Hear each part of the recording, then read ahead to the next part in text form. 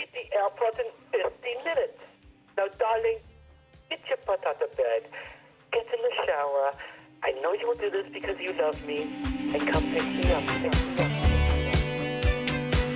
We're here at Nordstrom on Michigan Avenue to talk to Marcus and David of Rag & Bone.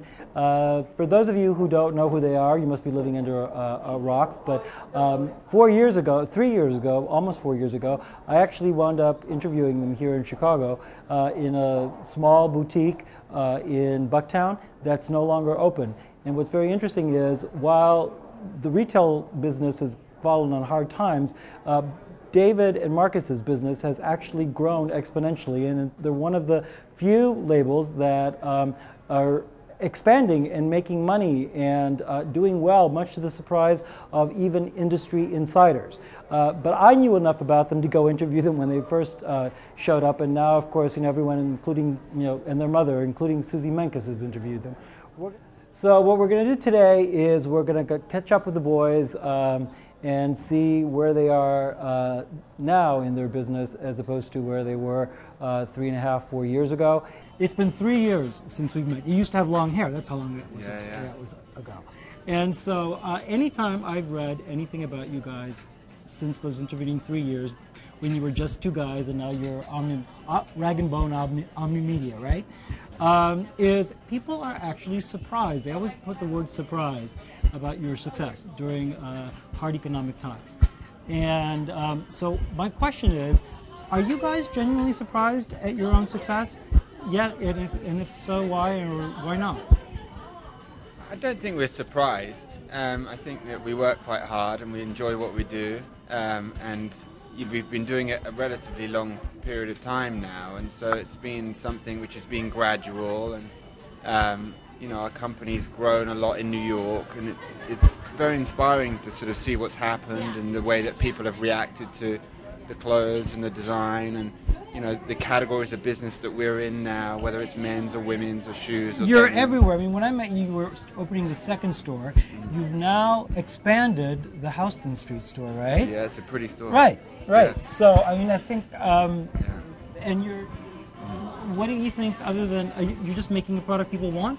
Is that? At the end of the day, that's the whole point, isn't it? If you're making a product people don't want, you're not in business.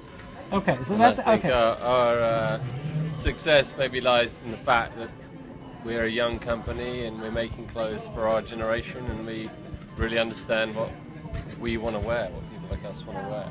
Like literally the fourth or fifth time that I've run into you in 5 years here in Chicago. You actually show up. And I don't know if you, to me that says a lot, because you actually show up where other people just, send along a minion. So is that part of, is that strategic on your part, or you love doing this? Well, why not? not? We've ever thought of sending anyone else. Really? Well, I mean, it's a Rag & Bone event, and at the end of the day, we're Rag & Bone, and it's our brand, and it's the company we built. It wouldn't feel right to send. But people do, you understand people do it all the time for trunk shows. And Michael Kors sends his mum. His mom? Oh yeah, I've met her. She's lovely. Yes, it's nice to have a mother. And I did an interview with I did an interview with Wes Gordon, and he brought his mom along. And actually, I had her sit down and do an interview and told her the whole story about Joan. And I said, you need to go where Wes can't go. Yeah. Because, it's great to have a mom. So you bring the wife and kids. Our mums would do it if they could. Well, bring the wife and kids. That wouldn't be That's why we come on these things. So, Diana, first of all, just did the line for kids the other day, and it just got me to thinking, because we talked about it 3 years ago, you're both straight, you're both married, and you both have kids, which is unusual and funny enough to me. Is there a kids line in the works? No. Because? Honestly, there isn't. We have. Think about it. I want a piece of it, though. If you do it, I want a piece of it. We make clothes for our kids. Okay. Fair enough. But it's definitely not a focus at the moment. It's not the easiest thing to get into because the clothes inherently are quite expensive. Right. And it's not something we would want to license out. I think a lot of people license it out. We want to do it ourselves. I think we have so many other things to focus on at the moment. Our retail. But I love the idea of you guys doing kids' clothes, because it would be so cool. I mean, you make cool, wearable everyday clothes, so they'd be really cool kids' clothes. Yeah. I want to cut of that action since I've Who made your suit? This is Neil Barrett. It's nice. Thank you. I love Neville. I was going to wear something of yours, but I decided that would be tacky. No, So, I love the hats. The hats, they're beautiful.